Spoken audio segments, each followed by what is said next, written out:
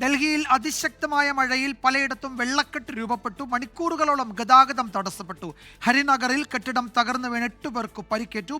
അജീഷ് ജയകുമാർ തയ്യാറാക്കി റിപ്പോർട്ട് കാണാം. ഡൽഹിയിൽ ഇന്നലെ അർദ്ധരാത്രി മുതൽ പെയ്ത ശക്തമായ മഴയിൽ പലയിടത്തും വെള്ളക്കെട്ടുണ്ടായി.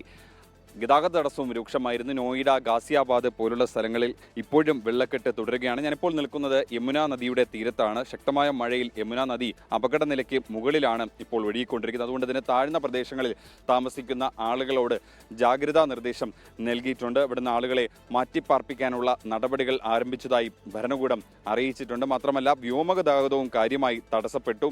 13 അന്താരാഷ്ട്ര സർവീസുകൾ ഉൾപ്പെടെ ആഭ്യന്തര സർവീസുകളും വൈകിയാണ് ഓടുന്നത്. യാത്രക്കാർക്ക് എയർപോർട്ട് അതോറിറ്റി ചില മുന്നറിയിപ്പ് നൽകിയിട്ടുണ്ട്.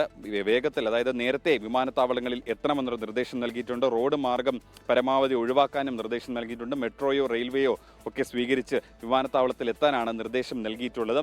മാത്രമല്ല കനത്ത മഴയിൽ ഹരിനഗറിലെ ജയ്പൂർ എന്ന് പറയുന്ന സ്ഥലത്ത് ഒരു കെട്ടിടം തകർന്നു വീണ നിരവധി പേർക്ക് പരിക്കേറ്റു. 8 പേരായിരുന്നു ആ കെട്ടിടത്തിനുള്ളിൽ കുടുങ്ങിക്കിടന്നത്. അവിടെ ഫയർഫോഴ്സ് എത്തി പിന്നീട് ഈ പരിക്കേറ്റവരെല്ലാം ആശുപത്രിയിലേക്ക് മാറ്റുകയായിരുന്നു. എന്തായാലും വരും മണിക്കൂറുകളിൽ ഡൽഹിയിൽ അതിശക്തമായ മഴയ്ക്ക് സാധ്യതയുണ്ടെന്നാണ് കാലാവസ്ഥാ നിരീക്ഷണ കേന്ദ്രം നൽകുന്ന മുന്നറിയിപ്പ്. 50 കിലോമീറ്റർ വേഗതയിൽ കാറ്റ് വീശാനും സാധ്യതയുണ്ട്. ഇന്ന് റെഡ് അലർട്ടും പ്രഖ്യാപിച്ചിട്ടുണ്ട്.